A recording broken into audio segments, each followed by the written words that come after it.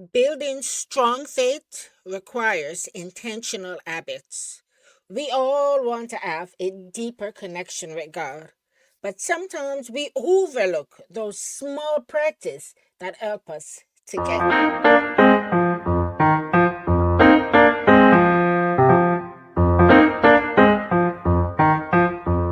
Welcome to episode 4 of A Truth Unpacked. I'm your host, Sarita Carlington, and we unpack real life lesson using biblical truth.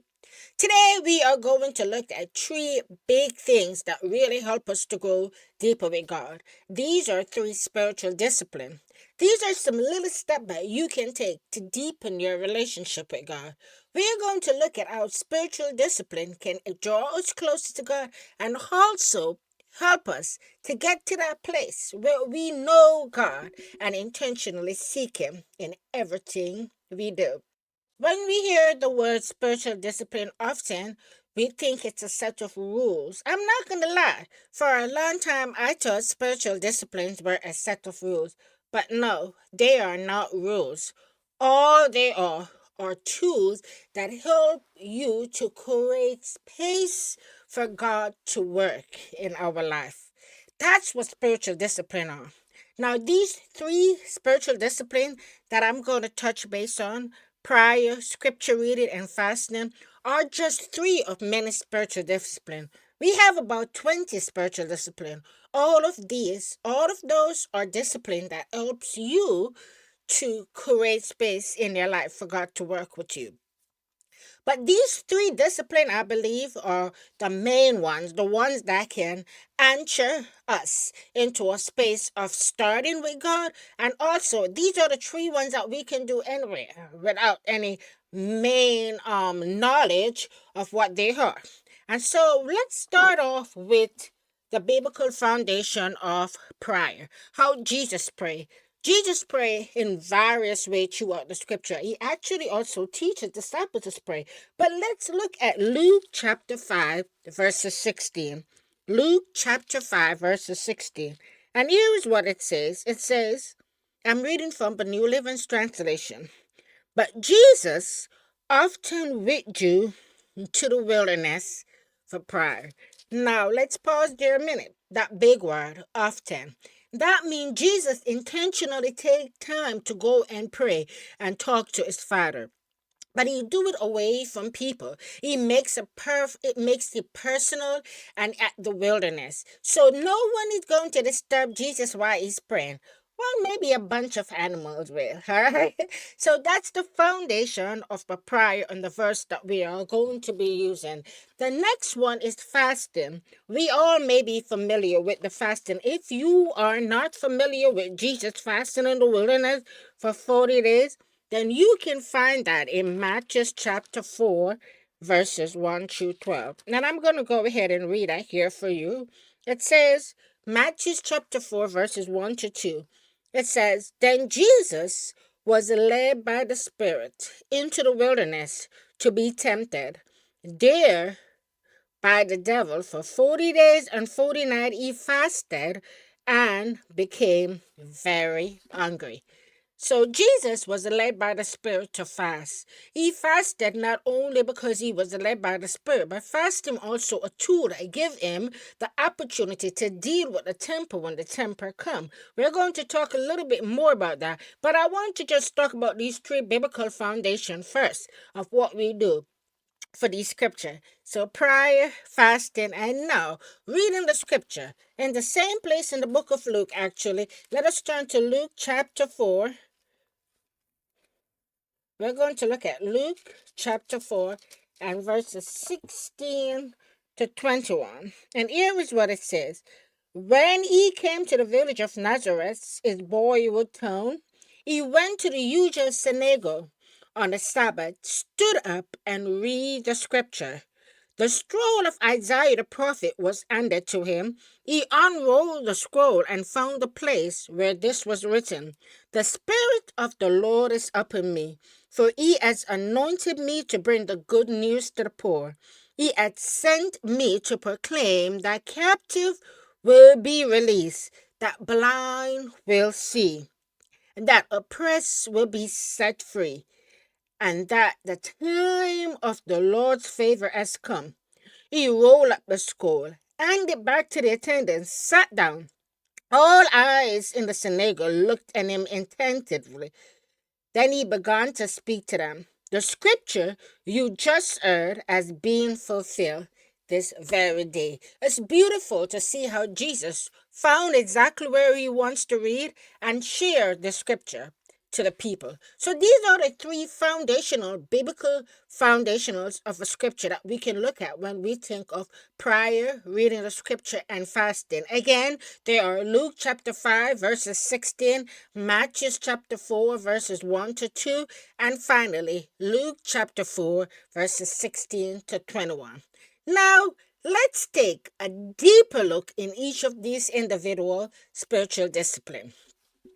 And when I say deeper look, I mean how we, in our real life, our busy life, can apply and answer these spiritual disciplines. The first one is reading the scripture.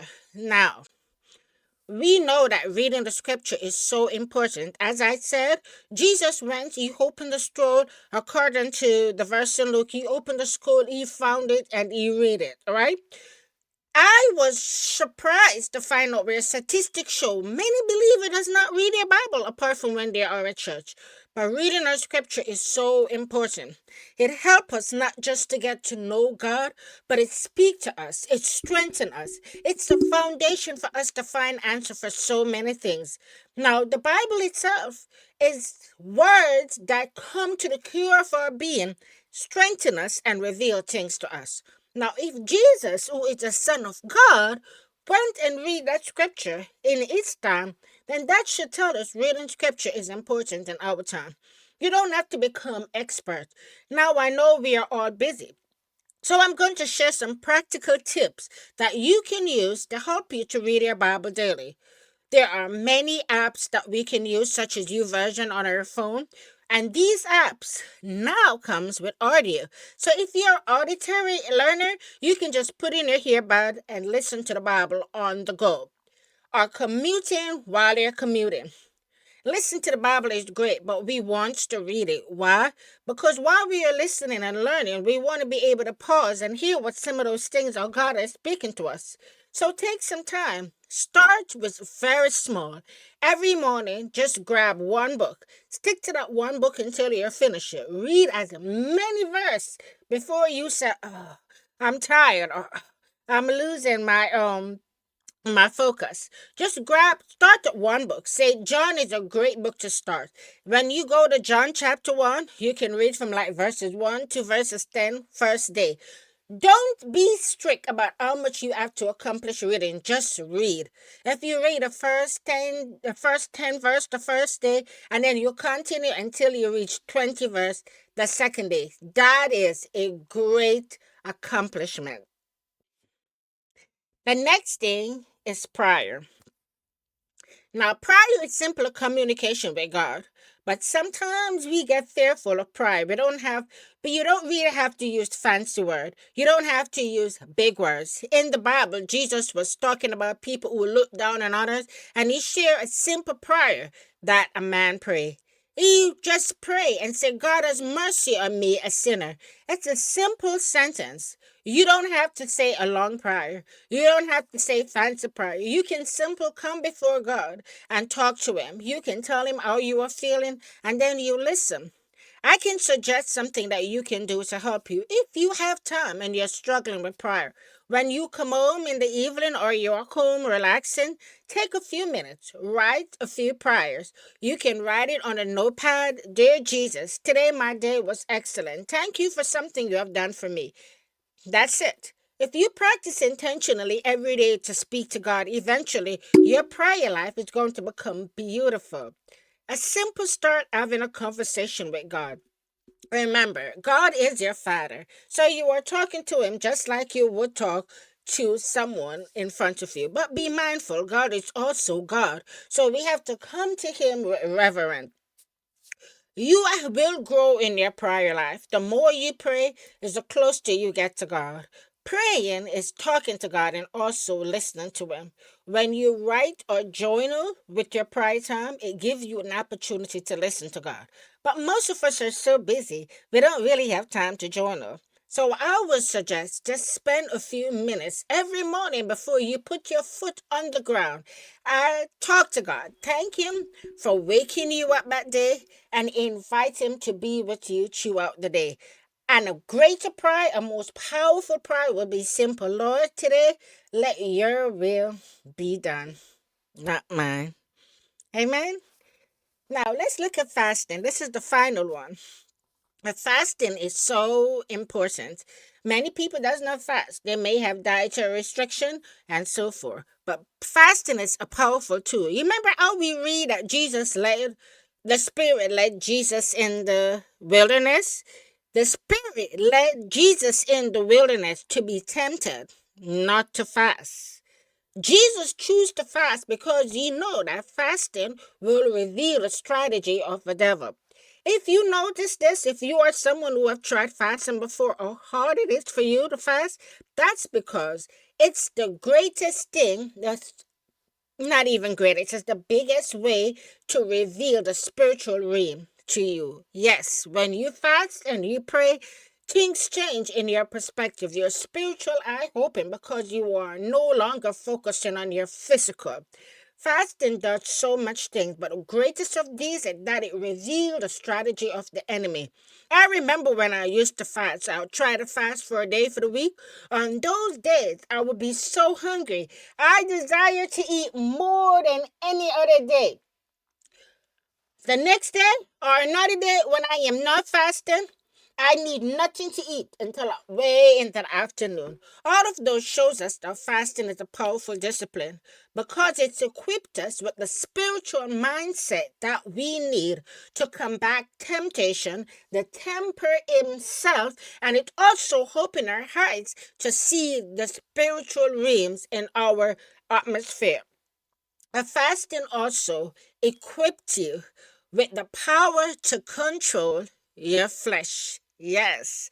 When you are fasting, you're telling your flesh, not today. I'm in control, not you. And then you can pass that chocolate cake without even wanting to touch it. All right?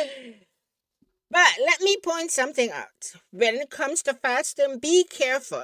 If you are just not eating food and you are not praying, then it's not fasting. That's dieting.